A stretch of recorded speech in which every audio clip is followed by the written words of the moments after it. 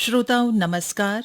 क्षेत्रीय समाचार एकांश आकाशवाणी देहरादून के विशेष कार्यक्रम उम्मीद की किरण में मैं पंकज सनवाल खुलबे आपका स्वागत करती हूं।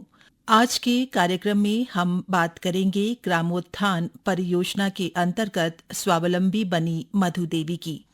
सबसे पहले एक नजर ग्रामोत्थान परियोजना रीप पर डालते हैं।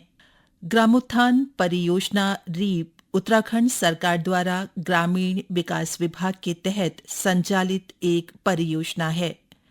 इसका मुख्य उद्देश्य किसानों की आय को दोगुना करना और पलायन को कम करना है। ये परियोजना अंतर्राष्ट्रीय कृषि विकास कोष द्वारा वित्त पोषित है। रीप का लक्ष्य किसानों की आय को दोगुना करना है, जिसके लिए विभिन्न उपाय किए जाते हैं, जैसे कि चुनिंदा मूल्य श्रृंखलाओं में सुधार, जलवायु अनुकूल उत्पादन प्रणालियों को बढ़ावा देना और कृषि तथा गैर कृषि उद्यमों को प्रोत्साहित करना। परियोजना का उद्देश्य संकट के समय ग्रामीण क्षेत्रों से होने वाले पलायन को कम करना है, जिससे गांवों में ही रोजगार के अवसर पैदा हो। कई मामलों में रीप के तहत सहायता प्राप्त करने वाले किसानों की आय में उल्लेखनीय वृद्धि हुई है, जैसा कि मधु देवी के मामले में देखा गया है। उन्होंने सीएससी कॉमन सर्विस सेंटर खोलकर अपनी आय बढ़ाई है। रीप के माध्यम से गांवों में ही रोजगार के अवसर पैदा होने से पलायन में कमी आने की उम्मीद है। कुल मिलाकर रीप का लक्ष्य ग्रामीण क्षेत्रों में आजीविका के अवसरों को बढ़ाकर समग्र रूप से ग्रामीण समुदाय के जीवन स्तर में सुधार करना है। रीप उत्तराखंड के सभी 13 जिलों के सभी 95 ब्लॉकों को कवर करता है। प्रधानमंत्री नरेंद्र मोदी के मार्गनिर्देशन और मुख्यमंत्री पुष्कर सिंह धामी के नेतृत्व में उत्तराखंड में मातृशक्ति को आर्थिक आत्मनिर्भर बनाने के लिए कई कल्याणकारी योजनाएं संचालित हो रही हैं। महिलाएं इनका लाभ उठाकर अपने पैरों में खड़ी हो रही हैं।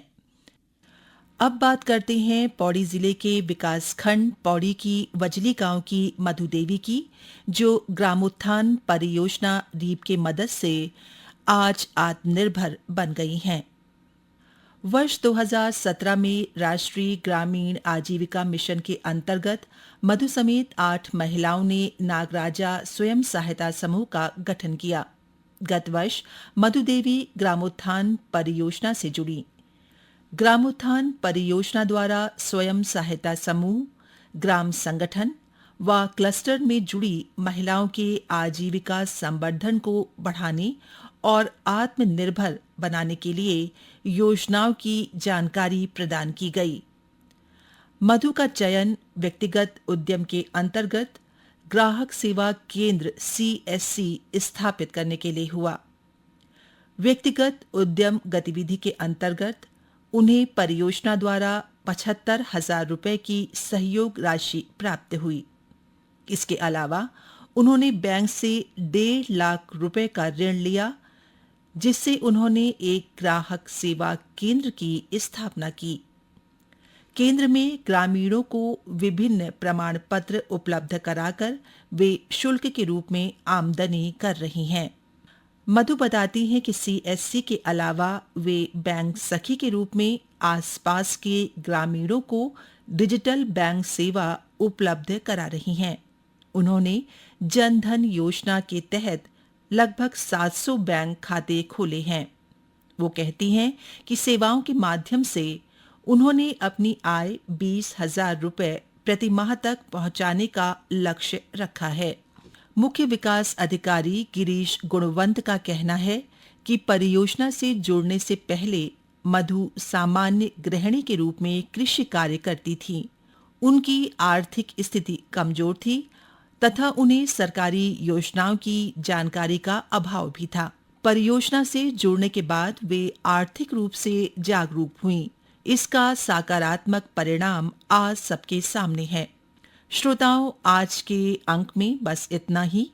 अगले अंक में आपसे फिर मुलाकात होगी एक नई उम्मीद के साथ। तब तक के लिए मुझे दें इजाजत। नमस्कार।